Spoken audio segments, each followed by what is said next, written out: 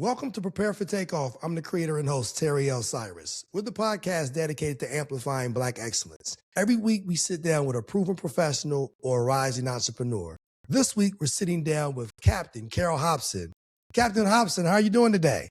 I am well. Thank you for having me. Thank you for giving us some of your time. I know you're jet setting from one place to another, and I know you have a busy schedule. But first off, please allow me to give you these much-deserved virtual flowers and all of what it is you've accomplished. And we want to give you the opportunity to unpack all of that for our viewers and listeners. Well, thank you. Thanks for having me. Absolutely. So with that being said, where were you born and raised at? I was born in Philadelphia, Pennsylvania, West Philly. So what was that like growing up in West Philadelphia? Well, I'm from a part of Philadelphia, West Philadelphia, where predominantly there are row homes. And to say residential doesn't quite capture it. That part of the city has gone through quite a transformation. And as neighborhoods do, almost an evolution. So it's a part of the city, which is, I don't know how else to say it, has been disenfranchised in many ways. And in the beginning, it was home to Poles and Jews who came into the city to work. And as things changed, as neighborhoods changed, Black people came to live in this neighborhood. And it's where people raised their families, row homes. And my father lived there until his passing in June. Growing up, did you know what you wanted to do professionally? I always knew what I loved, and I always knew what I wanted to do. Mm-hmm. But I had never seen anyone who looked like me flying airplanes. And when I was coming up in the 60s and the 70s, a girl, right? A girl who loves curls, don't get the pageant curls, don't get that twisted, no pun intended.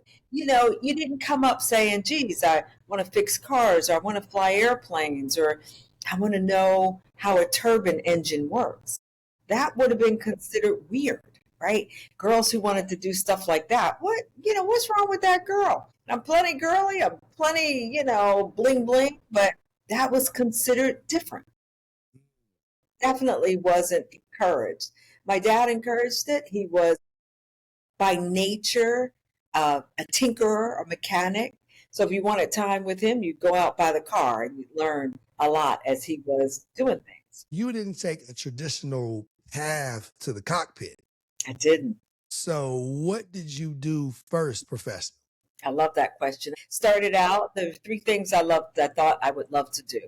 And that was writing. I thought I wanted to be a doctor, a healer, or I wanted to fly airplanes. So I've done 2 out of 3. The last one is for my next act. But I started out as a newspaper reporter, and right out of college, I went to work for a newspaper called the Philadelphia Tribune, a Black newspaper in Philadelphia, wonderful historical newspaper. And as I was making my way in that newspaper, I also went to the Philadelphia Inquirer. And while I was doing that, my editor said, you're going to have to leave Philly. You're going to have to go to another market. And when you go to that market, then you're going to discover who you are and how you fit into a brand new community. And I took a job at the Bergen in Hackensack, New Jersey. And I was the day police reporter for all of 22 towns and 3 cities in Passaic County. When I showed up, when we were doing stories about all kinds of things, from drug rape, car accidents, fires, anything that hit the police blotter. Beginning, I was nauseous. Oh my gosh, like what in the world? This is horrible. And then toward the end of my tenure as a police reporter, instead of being nauseous at lunchtime, I was saying who's going to buy lunch. So it's a testament to what we can make ourselves accustomed. And become accustomed to a certain thing, you literally become part of that. And I became part of that fabric of that community, writing stories about what happened to people. And I became hardened to what people will experience. I think that's all of us.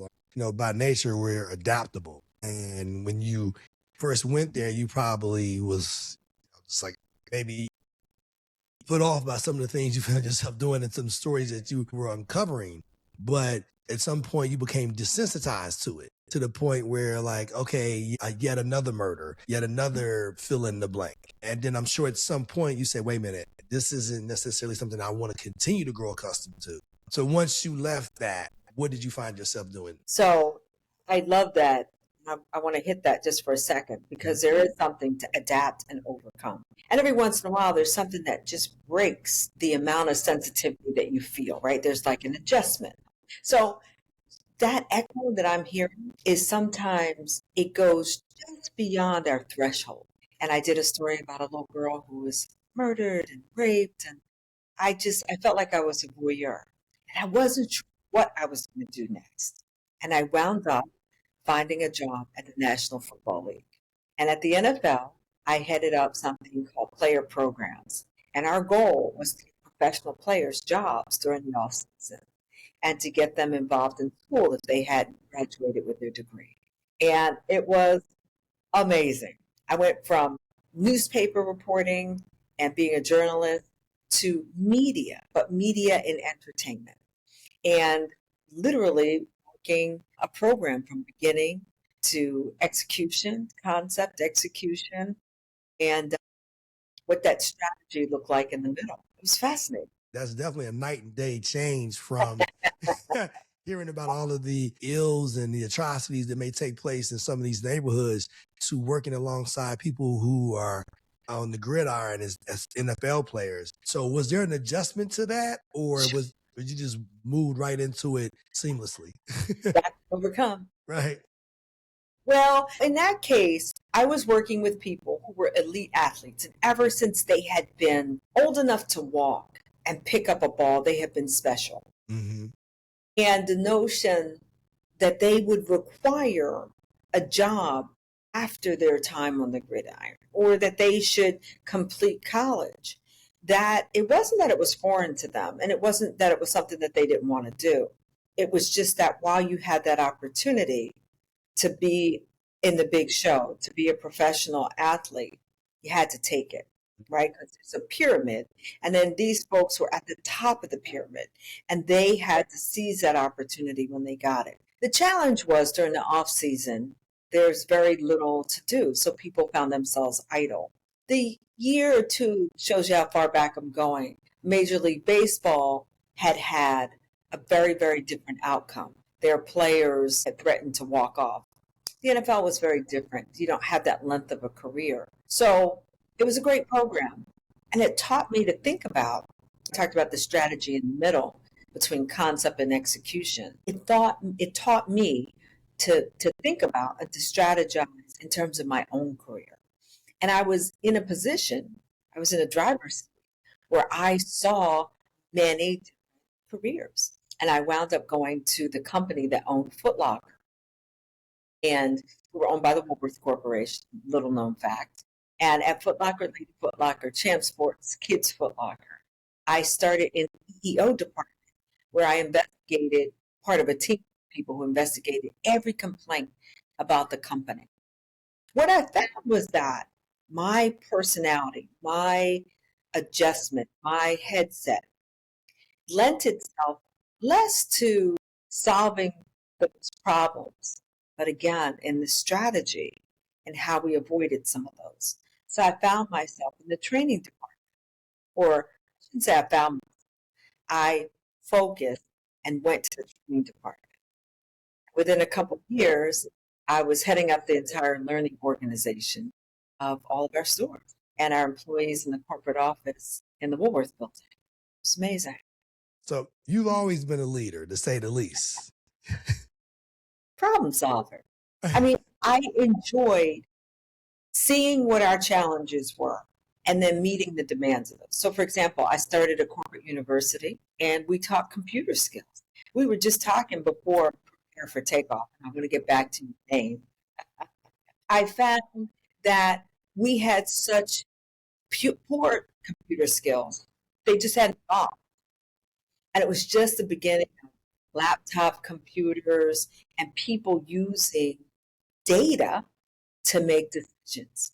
So that helped me create what was next, strategize to, for example, do a merchandiser training program and a buyer's training program. How are we buying things from Nike and Reebok and Adidas? We had all these divisions that were also making buys and planning. What were we? Led me to labor staffing. How were we that? At a district manager at one of our meetings, brilliant. And he said, I have a whole different model for staffing our stores. I said, why don't you come and talk to me about it? And he was much better suited for that than he was for managing stores. He came in and put together a labor staffing model that was dynamite. It saves us all over the company. And with that political capital, I then had the opportunity to do some of the things I'd always wanted to do. We had a group that made product knowledge videos, so I gathered them up as well. And it was just a fascinating learning for me. And I found that I was always on an airplane. In New York, Chicago, and Los Angeles. And I was always traveling, at least the country. We started opening up stores in Mexico. We started opening up stores in Europe. And our jump off point was in Utrecht, which is in, you fly into Amsterdam. So I found myself, because of my job, wandering, going to these amazing places. And when I say wandering, I don't mean like I was just kind of moving around the world. I was a traveler, an explorer, a wanderer, opening up stores, talking to people, interviewing people, hiring people. And I was always doing it. My transport was an airplane. And you always found yourself on a plane. And I'm certain when you were on the plane, it just continued to pique your curiosity about, I wonder what it would be like to be in that cockpit flying this plane, or is that even a possibility? Or how did that all manifest? Because I know you said that that was something that you didn't necessarily see. You didn't see people, black or white, women flying planes. And you may have thought that that was just something that wasn't conceivable. But I want to talk about what led you to the decision to finally say, I've had all of these amazing careers. You've been able to zig and zag. You went from being somebody working at the Philadelphia Inquirer, Philadelphia Tribune, to magnificent publications that I'm very familiar with. Then you went to New Jersey, you were a police reporter. Then you segued into the NFL, and then you found yourself working in corporate, but you were never satisfied. Sometimes people become complacent once they reach the top of that mountain, but you seem to be someone that had the mindset of like, okay, I'm at the top of one mountain. That just means I'm at the bottom of the next mountain.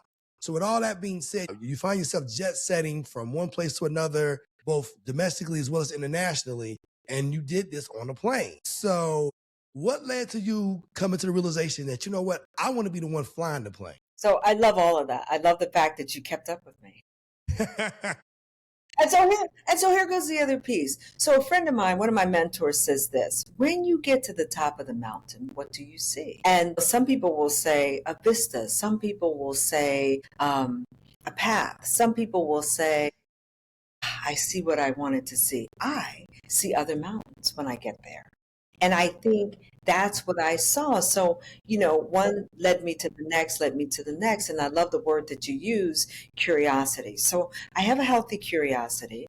I also have a hunger. Growing up in West Philadelphia, one of the things I knew was that there was an incredible opportunity that my parents wanted to show my sister and I. So they moved from West Philadelphia to a suburb. It was only a mile and a half outside the city, but they wanted us to see more. And just that move, just a mile and a half, I think opened up the vista so that when you did climb a mountain, you saw another mountain and not just, I've arrived. And so I was on a flight. We were crossing the North Atlantic in the middle of the night. And this guy came out, the captain came out, and he was Dutch, it was KLM, and he said, lady, your head is at a 90-degree angle to your body. When we get where we're going, you're going to have a heck of a neck ache. Why don't you come up front and sit on this thing called the jump seat? And so he folded down this thing. I had never even heard that word before. And I went and I sat down on the jump seat. And we crossed the North Atlantic, and I asked him so many questions. 2 weeks later, I was There's a theme in my life. That's transportation and I get to food. It's been a places to eat, those two things. And as I was on the subway, I saw this guy I had been to college with. Now, between then and the time when I saw him had been a decade. And he had gone off to graduate school. I had gone off to graduate school. He went off to MIT. I went to Columbia. And we were engaged in our lives. And turns out we lived 10 blocks apart from each other on the Upper East Side. And we worked one block from each other in Midtown Manhattan. He said, "Oh my goodness, look at the time." We were talking in the subway. And he said, "Oh my goodness, how about lunch?" And I said, "How about dinner?" And he said, "Okay." We had dinner. And during that dinner, he said, "Wow, your career sounds very, very eclectic. What do you want to do with yourself when you grow up?" And I said, "Well, I hope to never grow up. But I don't know. I can't even say it. I've never said it out loud." He said, "Well, what in the world do you want to do? You've done a lot. What do you want to do?" And I let it escape my lips. And that's what I believe in manifestation. When you say something and you put it out, when you get outside of your own head, or as my stepfather used to say, "There's not enough room in there. You got to get outside your own head." And when I said, "I want to fly, I want to fly," and 2 weeks later, we had a dinner, and he said, "I cook, you clean." I said, "Okay, I could do that." And I was picking up my placemat, and there was an envelope, and on the envelope it had my name, and there were gift certificates to a local airport to go and fly. And that moment meant so much. Number one, it was someone whom I had known from before, someone who asked me what my dream was. It was someone who invested in what I cared about. And in between those 2 weeks, he had spent the time. It wasn't like now where you can grab your phone and just Google. He found a place that had lessons. He had made that investment. And then during the dinner, he never even let on that I was having a nutritious meal on top of my drink. And it said so much about delayed gratification. It said so much about someone who I would come to believe in and someone who believed in me right away. A lot of times when people hear about going to the field of aviation, a lot of times they associate that with making the transition from the military and going into commercial aviation. And that wasn't your reality. This was something that you explored as a civilian. So with that being said, what was that process like? Now, did you at some point say, "This is what I'm going to do full time," or were you able to do that and navigate having a career? Love that. So I wanted to join the military, and early I had investigated how difficult would it be to join the reserves or join ROTC or even go to a service academy. But my eyesight was always a stop, so back then you had to have 20/20 vision uncorrected. That's since changed, right?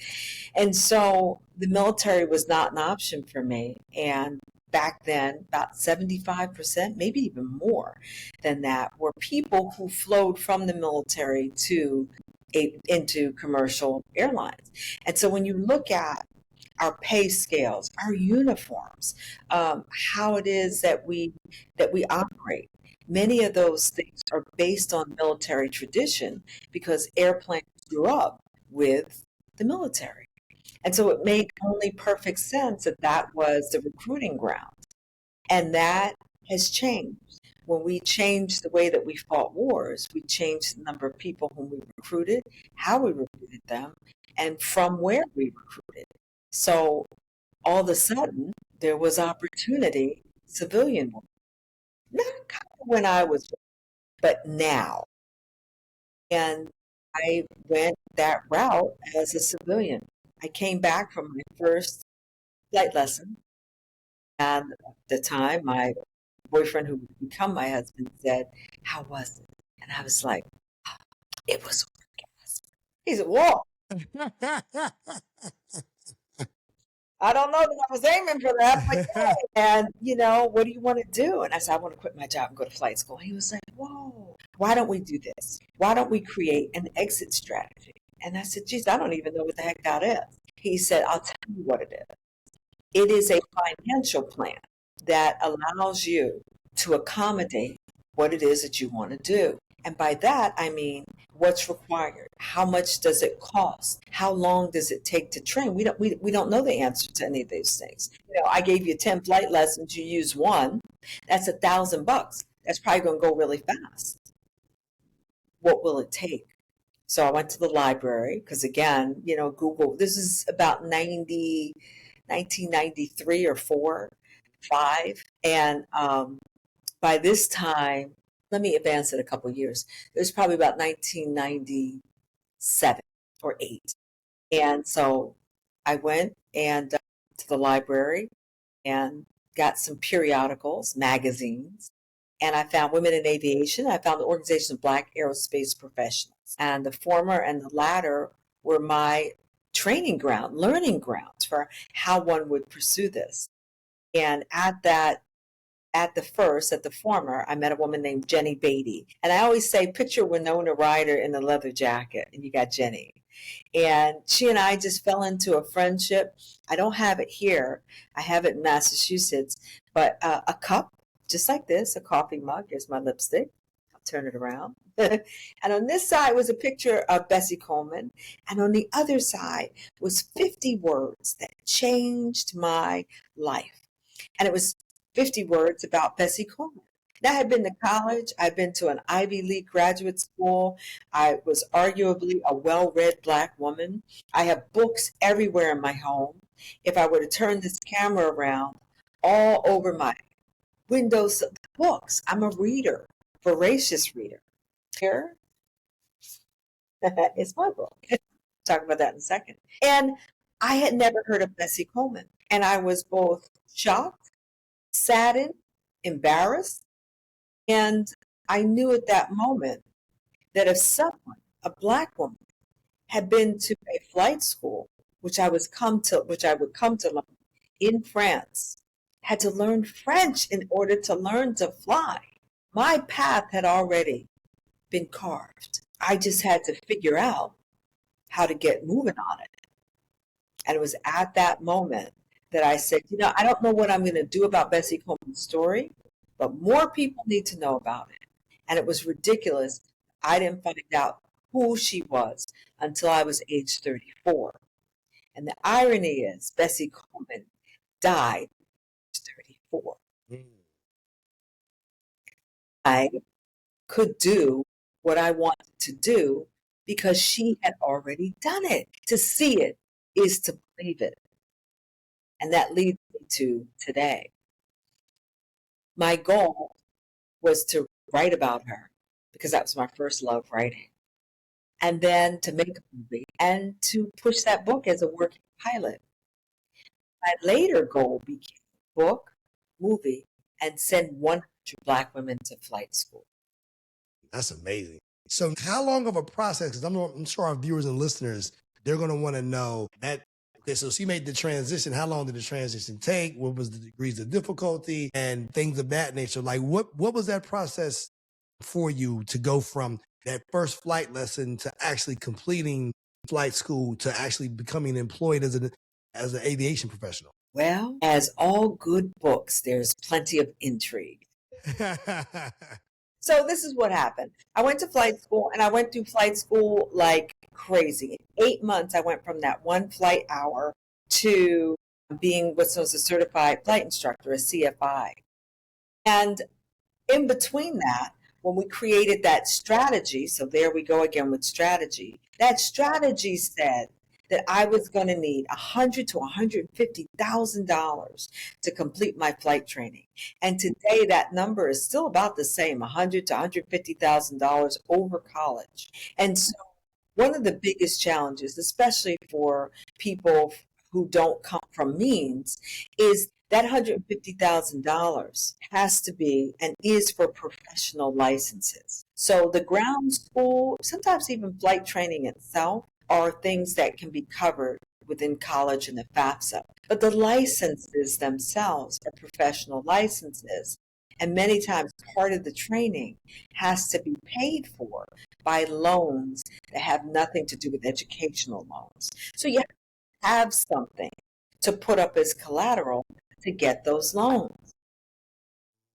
Flight training, I love to equate it to playing an instrument, learning a language, playing a sport. In order to do it and do it well, you have to do it often and you have to do it with a frequency. So I don't mean like you have to just fly from time to time. There's got to be a routineness and a frequency. So especially early on, you're embedding lessons. And it's expensive. And I learned that access and money are two things that keep us out of the game. I'll give you some numbers. There are about 150,000 people who fly for a living. And of that number, approximately 2.5% are African American, 2.5% are Latinx, 2.5% are Asian. Of the total number, less than 7% are women. That's today.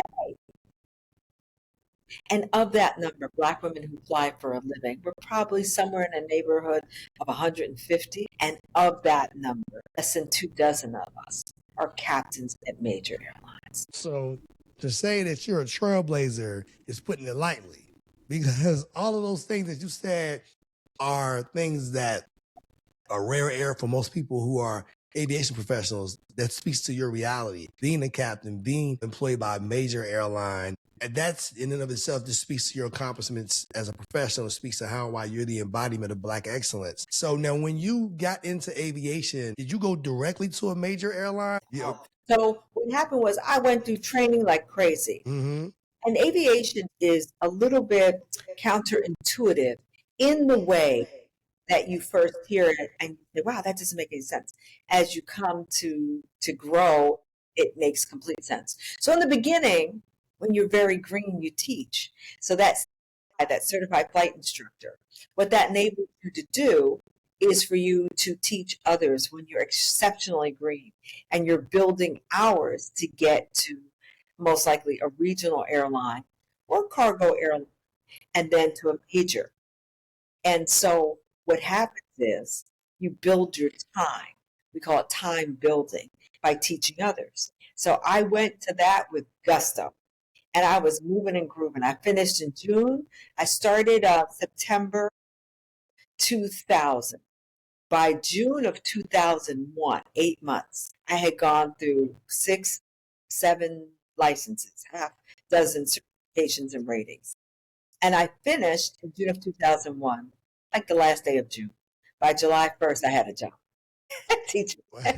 So August, September 11th. And as I speak to you, I live in Jersey City. So right outside my window is the Freedom Tower. And I was one of the instructors who would take people, we would call them discovery flights, 45 minutes an hour, about the time that we have together. Get in the airplane, you sit on the left side, the instructor's on the right side. And you actually, after takeoff and between landings, you fly the airplane. And you say, oh my gosh, I love this or I hate this. And people sign up for programs. So I would do those all day long. On September 11th, I had an early morning phone call. And it was, hey, your 7:30 cancel. Show up at 10:30 because you had a little break. And then I had them back to back to back for the rest of the day. But for that phone call, I would have been flying right by the World Trade Center at 7:30. First plane crash was at 8:30 in the morning. I'm always grateful, thankful. And people have stories like crazy about the day. But what it did was it changed our industry. And by this time, my boyfriend was my husband. And we had moved to Jersey so that I could fly. I said to him, my goodness, everything I've worked so hard for. And he said, everything happens for a reason. It's time for us to have kids. I was like, oh, wait a minute. No. Why don't you have your next wife? No. And I was fearful. I was always very bulletproof. And you can kind of hear from my story, I would endeavor to do a thing and then go and get to it. And then having kids, my mind put you into a place where there was a level of vulnerability that I really was not wanting to experience. In 7 days, I was pregnant. And in 3 months, I had a miscarriage. Mm. I had another one. And then I got pregnant again. And this time, I gained 140. Baby was good and healthy. That baby. And then I lost every pound in 1 year with the incredible shrinking woman. To celebrate, we went away to Massachusetts. We bought a house. It was the middle of winter. I did not have my own cup of tea. I drank from his cup of tea. And I was waiting for you. Moral of the story, drink from your own cup of tea. I had another baby. And so there I was. And one of the things, I mean, if I really call what it was that frightened me about having children, Mm-hmm. terrified to have Black boys. I thought that this world was less than kind and that there was a kind of vulnerability and a protection I could not provide. As things happened, I had 2 boys. And I went from being the most reluctant parent in the world to being the most joyful parent and woman. So there was this thing that happened. It was me. I enjoyed my children and I enjoyed being a mom to them. And then there was us. So it was a surprise by joy, as I like to say. I had an infant and a toddler, and I stayed home and I blinked for 14 years. And children were in middle school, and I was turning 50. And I said to my husband, it's now or never. And I went out, I got a job with a regional airline. And during that those 14 years, I never stopped flying. I kept instructing, but I would instruct when my kids were either in school or I worked this other job where captains came in from all over the world to fly an airplane that I got certified in, but 20 feet off the ground. And I would drive from Montclair, New Jersey to Whippany, New Jersey, and do my session back home before my kids woke up. Sims are done at night, during the day, 24 hours. You can run the sim anytime you want. And I would pick the sessions when my kids were in school or asleep. And while I was doing that, the whole notion that I should come back to Bessie Coleman, because now I'm a different person. First time I gained and lost 140 pounds. Next time I gained and lost 80 pounds with my second baby. And I had experienced so much change that I started the research for this book. And COVID happened. And I had spent over a decade writing the book, and my agent during COVID was COVID, and she couldn't go forward with it from illness to just she couldn't do it. So I self-published the book. We sold 10,000 for my kitchen table. I went to go to a major publisher, and this book was born. Yes, sir. So your whole the show, Prepare for Takeoff, I love, and I love the name of it. All of these different things that you've been able to kind of transition from, and you never abandon those things that were in the pit of your stomach and really upon your spirit on what it is you want to accomplish. A lot of times when I hear people talk about the things that they want to do, they're too afraid to pursue those things. And you're a testament, and so too are many others, it's never too late. You could have easily said, you know what? I'm cool with just being a flight instructor. I'm cool with just being this. I'm cool with being a stay-at-home mom. But you were never cool with being cool. You were never cool with being complacent. You never let anything stop you. And to go from a regional airline to now being a captain with United Airlines and be able to manage all those things and write a book, and not just write a book, but self-publish and sell 10,000 copies from your kitchen table, that's an astonishing feat to say the least. So I want to give you the opportunity to kind of share with our viewers and listeners, what's the book all about? I'm sure it's all things amazing, but I want to give you the opportunity to kind of further unpack that. Thank you. So A Pair of Wings is about Bessie Coleman. It's a historical fiction. So I started out I wasn't sure whether I wanted to write a biography, but there was one. And hey, listen, There can be multiple biographies on historical figures. You don't just have to have one. But this is what I found when I was trying to write the biography, was that there wasn't enough. So in the public eye, there were a dozen pictures of Bessie Coleman, and I felt like they were all stoic. What was missing was this robust, fabulous, warm, funny, super, super smart. And what was missing from all of them was the fact that more than anyone I had ever met in history, Bessie Coleman was a critical thinker and a problem solver. Let me give you an example. I love this sentence. She was the daughter of a slave. Bessie Coleman was born in 1892. When the Wright brothers made their first flight on December 17, 1903, she was 11 years old. History was being made as she was coming of age. She was from Waxahachie, Texas, 30 miles south of Dallas. If you can imagine, about the time that she was being born, slavery had just been ended for, let's say, 61 to 92, 30 years, a generation. Her mother had been born a slave. And so in Texas, they got two, I just have to breathe out when you say it, they got 2 extra years out of her mother as a little girl. By about the time her mother was 7, emancipation happened in Texas. And I say it happened in Texas because that's how it was. You know, a man was riding through on a horse and was proclaiming that the slaves were, it kind of happened. And so this is the environment that Bessie Coleman grows up. She picks cotton when she's 10 or 11 years old. And for those of us children with third graders, it's hard to get them to pick up in the bedroom. Right. Pick cotton. And she went on to have a laundry route. She was a maid with her mother. So there was so much in terms of the detail. But what we didn't know was conversations. What we didn't know was a relationship between she and her mother and her father and her 8 brothers and sisters, the 9 of them. We didn't know what those relationships were like. We had an inkling, but we didn't know. I wanted to tell a story that you would pick up, or that anybody would pick up who loved aviation, who loved history, who loved strong women protagonists.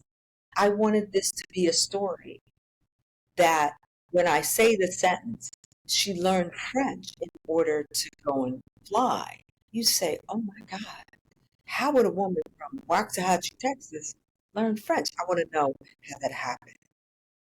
And so at the time, I had written kind of like an omniscient narrator. So I'm telling you everything about her. But I couldn't get close enough to her. So the second round of the book was I took women who I met along my research, fascinating women, and I made them all into one woman, like an amalgam. And I gave her name was Norma.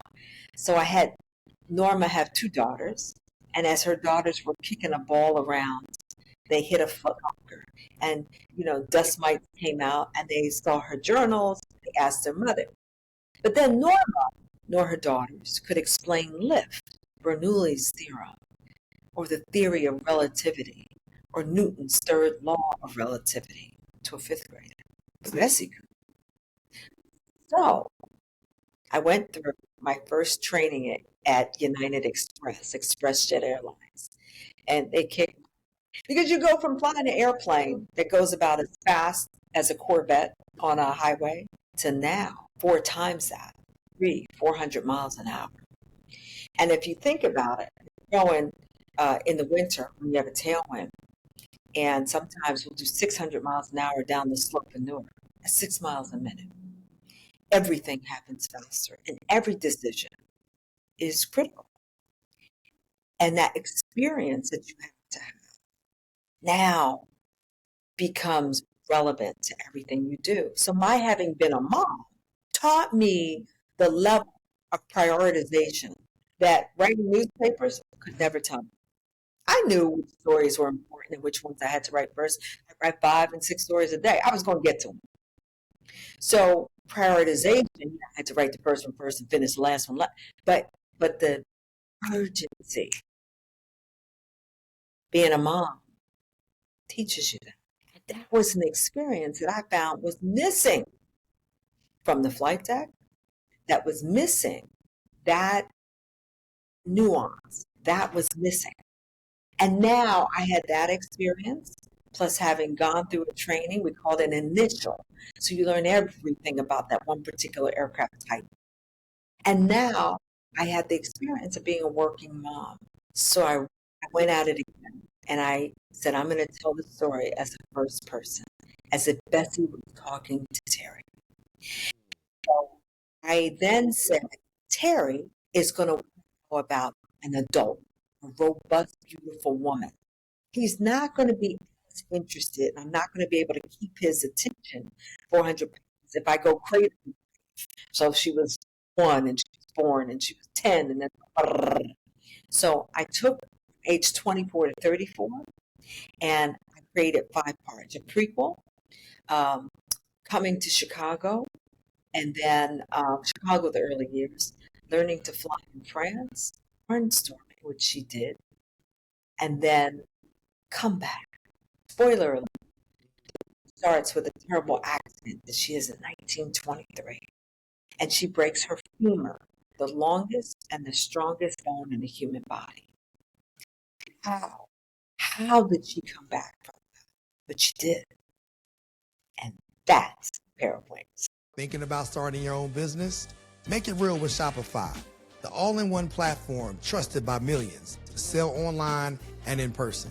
Whether it's merch, art, or digital goods, Shopify gives you the tools to build, grow, and succeed. And here's the best part.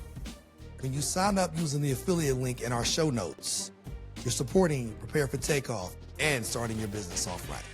Click the link and start your free trial today. It's amazing. Well, that's definitely a book in the making, to say the least. There it is. And I know that you're somebody that you're not going to stop at.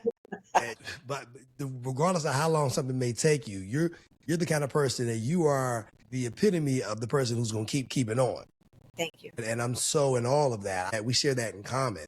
And one of the things that my father taught me at an early age, if you start something, don't quit. And I feel as though between that and my belief system, my spiritual foundation, and just my relationship with God, I feel as though God put something in our spirit. We have to listen to it. We have to follow our heart. The enemy may try to manipulate and attack our mind, and through fear and doubt and confusion and things of that nature. But if you stay true to what's in your spirit, what's in your heart, then that's where the real secret sauce is, in my opinion. I think that what I try to encourage people to do, Carole, is their purpose on purpose. Because when you don't, then you will find yourself living with regret and a bunch of coulda, woulda, shoulda. And I love that. And to your point, people would say to me, oh my goodness, aren't you afraid to just, toss it all? I went from a job where I made 6 figures a year to a flight instructor where I made $16 an hour. And I love to finish that sentence by saying, and I've never been happier. And so I say, I was more afraid to not to. I was more afraid to not pursue something that just pulled at my heart to do. And once I learned who Bessie Coleman was, I was like, wait a minute. I can't not, right? So I can't not. That's a positive. I must pursue what my heart is calling me to do. Later, my children, who are now 21 and 23, my husband used to say to them, whether you say you can or you can't, you will. And there's something in there for grown-ups and children. Whether you say you can't, you will. One of my friends shared with me, a colleague of mine, he's the co-founder of Def Poetry Jam that used to be on HBO. He says, you're never trying, you're always doing. Love that. And another thing he says, as far as happiness, someone's either adding or taking away from it. Yes. So you have to surround yourself by people who's adding to your happiness, and then be very intentional about what it is you're doing. You're never trying, you're always doing. Love that. And I think you hit upon the real key. You surround yourself. So it's very intentional. You do that for you. No one else is going to make you happy. Nobody else can make me. No one could have made me lose that 140 pounds or the 80 pounds. And by the way, I was an incredible growing and shrinking woman. And I did that. What my motivation was. So every 6 months at United, mine comes in February and in August. Every 6 months, we're required to have a medical evaluation. And there's different classes of medical. So there's a first class, second class, third class. So we're required to obtain a first class medical. And there's a check of everything: your vision, your sugar, your acuity, your mental state. And I didn't want my first class medical to be denied because my blood pressure had increased, or because I should, while I didn't have preeclampsia or diabetes, any of that. You know what I had? I had an appetite. And I had always put myself on a pretty tight leash with regard to every calorie I ate. I got pregnant, I was like, leash, what? So I really had to learn, right? I had to, and then, my workouts were beast, right? Just so I wouldn't be gelatinous. But one thing I learned, you can never, ever outrun your fork. So while I gained plenty of weight, I lost it. And then the second time, I gained almost half, a little bit more than half of what I gained first time. And my husband said, "Oh, you're doing great. How about one more?" And I was like, Hey, hold on, slow it down, I'm good at 2. yeah. So I was 38, and then I was 40 when I had my second. And I said to me, I don't know that I could get off another 100. I don't. Plus, I was getting older. I didn't believe in amniocentesis. I believe everybody should make their own decision. But for me, amniocentesis didn't work.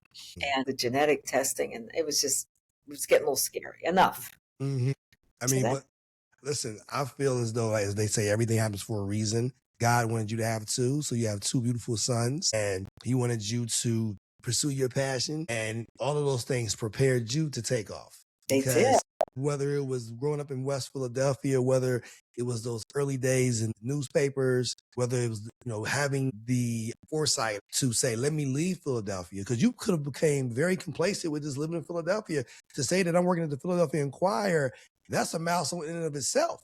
But for you not to become complacent with that, and then for you to say, I'm not content with being in Bergen County, I'm going to go to the NFL, and then I'm going to go here. And you are the epitome of someone that is going to keep keeping on. So you are someone that I would say, no matter what you put your mind to, if you wanted to have 5 kids, if that's what you wanted to do, you'd have 5 kids. But it's funny you say that. I regret not starting earlier because I was so surprised by joy, what I learned.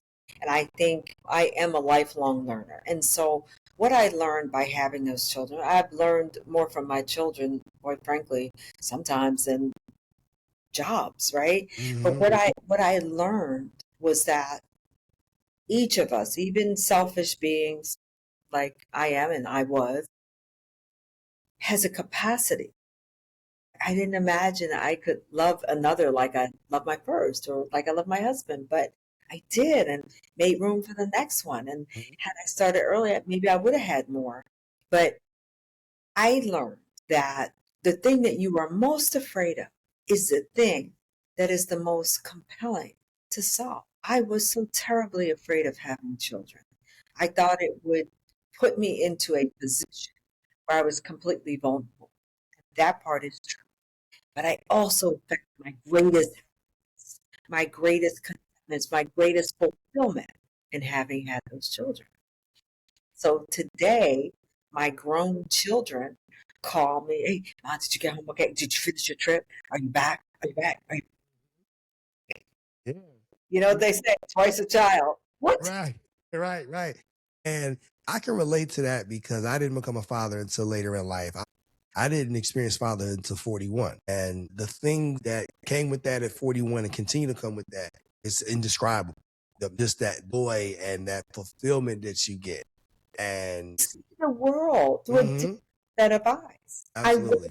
I was prepared for that kind of experiential from the fact that my 2 sons, I was an athlete in high school and I was going to college. And back then, the whole rules about girls' athletics wasn't what it is today. I had to try out. I was hit by a car. So as a pedestrian, I was struck by a car. The summer between high school and college was devastating. From my knee and my ankle. I had to recover. So there was going to be no swim team.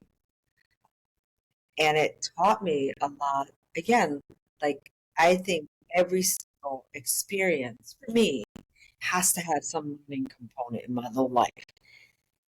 And that taught me resilience in how, in that way, I could understand Bessie Coleman had been. I could get it. This episode of Prepare for Takeoff is brought to you in part by Riverside, the platform that I trust to record studio quality podcasts right from my laptop. With Riverside, I get crystal clear audio and 4K video. Plus, it's super easy to use. Whether you're a beginner or a pro, Riverside helps your podcast sound amazing. Try it out for yourself. Click the affiliate link in our show notes and start recording like a pro with Riverside.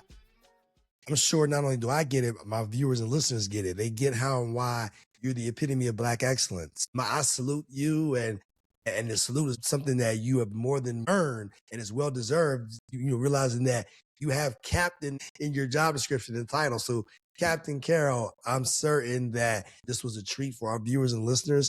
Thank you. Absolutely. And as we close out our conversation, I want to give you the opportunity to leave our viewers and listeners with 3 things that you feel will help them prepare for takeoff. Wonderful. Well, first of all, I love the name of your show. I told you that, Prepare for Takeoff. And I want your viewers, if I can narrow it down to one important thing. So I started working recently with Tuskegee University. And after decades, they're beginning to train aviators again. We have 18 Black women, 38 men. And when that class, not if, but when that class graduates in 4 years, it'll be the largest class of Black female aviators. And what I would love to start this year off right, I would love for your viewers to go to the Jet Black Foundation. It's a 501c3, and help me make that goal of 100 Black women in flight school possible. We help everyone. We do. We help everybody. But the focus is on Black women aviators because I feel like, this is number 2, we are built for this mission, the notion of resilience, the notion of resourcefulness. That is the definition of Black women. Number 3, when you look at the pilot shortage, which is really taken hold of the entire nation, Boeing, Airbus, manufacturers, CAE, which makes those simulators I was talking about, safety, they train pilots, all of them.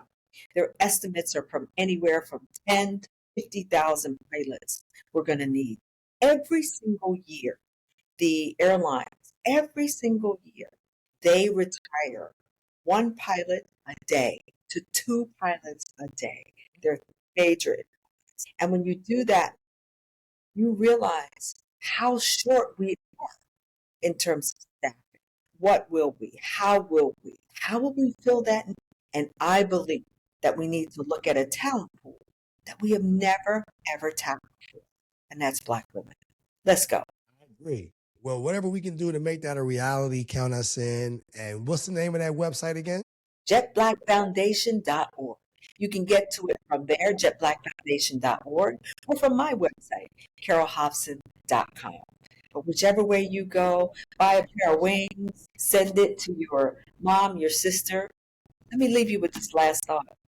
Her instructors were dogfighters from the First World War. One was French and one was German. You can imagine that they weren't used to seeing people like her. And so this book has something for everybody. If you loved Hidden Figures, you'll love this. Bessie Coleman was 2 years before Amelia Earhart. She was 20 years before the Tuskegee Airmen, and almost 50 years before Hidden Figures. Hidden Figures talks about women who were there at the dawn of the space race and the dawn of the civil rights race. And Bessie Coleman was there at the dawn of aviation and the dawn of the Great Migration. Go get that. Read it. Absolutely. And now, where can they get that book at? Amazon, Barnes & Noble? Amazon, Barnes & Noble, online. Your local bookstore, your independent bookstore would be happy to order it. If it's not on their shelves, tell them to get it. I love that. And I'm sure our viewers and listeners are going to also want to figure out how can they continue to tap in with Captain Carole on social media, website, whatever you feel comfortable with sharing. Love it all. Instagram, Facebook. Just look me up, Carole Hopson. And I'm grateful. I took a little bit of a break from posting for a second just because the book and with podcasts, and so I'll get back to it with the new year so people can keep up with me. But there's plenty already on there. Go there. Instagram, Facebook, do it all. Absolutely. Well, Captain Carole, it was a joy to spend so much time with you. And thank you for being so transparent about your journey and inspiring our viewers and listeners and just being the epitome of Black excellence. And as I said before, much continued success. I couldn't be happier to share so much time with you.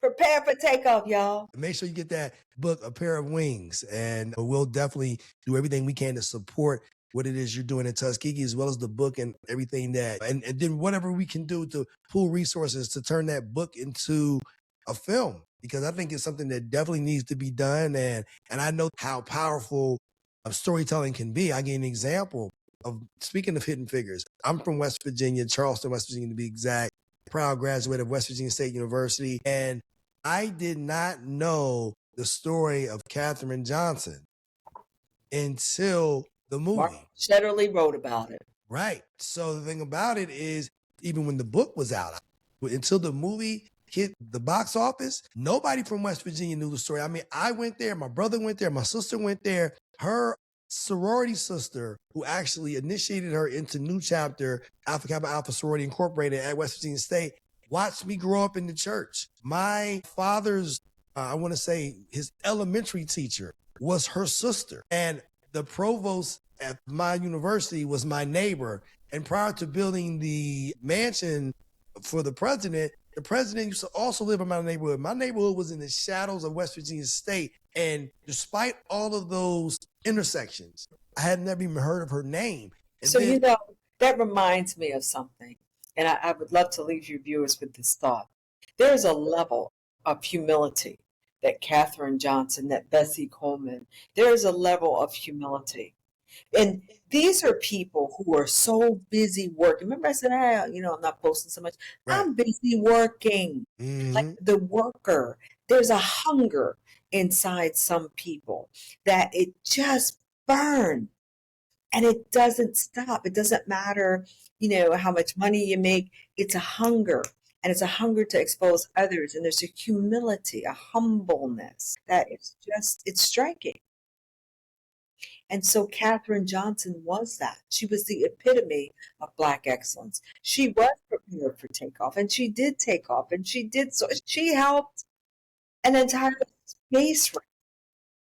But she was so humble that people in her community didn't.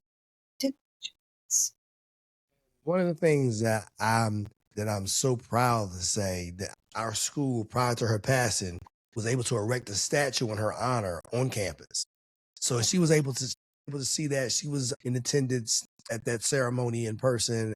And so I was happy to know that that was something that she was able to witness before passing on. So I think that's what motivates me, is giving people their flowers. And that's something that we should do on an ongoing basis. That we're proud to say that our platform allows us to salute people, not on an annual basis, but on a weekly basis, to show people from all ages and stages of their development who you can be, whether it's aviation, whether it's medicine, whether it's entertainment, Wall Street, you name it. I think representation matters. And like you said, representation, had you seen that representation early on, maybe your career path into aviation may have been ignited much sooner. I'm certain. I also believe that our steps are ordered. So the captain I am today is because I was mom. Katherine Johnson, a mom. There is something about competing, and I keep saying I'll leave you with this. I promise to leave you with this. I believe, especially for women, that we can have it all. It's just very difficult to have it all at the same time. I mean, listen, you heard my story. I like to eat. I'm a foodie, okay? So I love chocolate cake and I love crab cakes. But until I gained 140 pounds, I did not eat them in the same way. When I was kind of pregnant. Blah, blah, blah. But, but there's a time for everything, and everything has a season. And so to be, I don't want to use the word successful, but to accomplish a thing, to start, and you talked about finish. That was your dad's lesson to you about finishing something, to start it and to finish it. Sometimes I think people will take a look at my life and say, wow, you just hopped on, did this. This has taken a lifetime to accomplish. And completing one thing and doing the next and being very intentional about the next step. But it's not necessarily pivoting on a dime. Right. It's taking each one of these steps to learn, to grow, and then to make the next step, to get up a flight of stairs. I didn't just hop up 10 of them. I climbed each one. Right. Yeah, you definitely put in the work. And like you said, nothing happens overnight. I feel as though the things that stay hottest the longest are the things that you put in the conventional oven. Think about it. If you put something in the microwave, whether it's Chinese food or something else, it may stay hot for a little while, but then eventually it's going to cool off. So if you put something in the slow cooker, you put something in the conventional oven, it's going to stay hot a lot longer. And I think when we slow cook our professional careers, we stay relevant to that career profession a lot longer because of all of what it is we was able to accomplish along the way. And one of the other things that I share with people who are looking to achieve whatever their goals may be, you have to fall in love with the process. Don't be so focused on the outcome. Don't chase trophies, chase practice.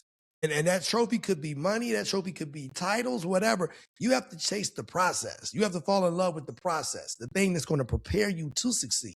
I love your microwave analogy because I'm a foodie. Well, Captain Carole, thank you for spending so much time with us. And also, I wanted to thank our viewers and listeners, whether you're watching us on Spotify or you're watching us on YouTube or you're listening to us on Amazon Music, Apple Podcasts, Audible, iHeart, or Pandora. As you know, every week we're going to continue to bring you proven professionals or rising entrepreneurs. And all of these conversations, just like this one, will help you prepare for takeoff. Captain Carole. Captain Carole, thanks for joining us. Thank you. I appreciate you so much. Bye-bye, everybody.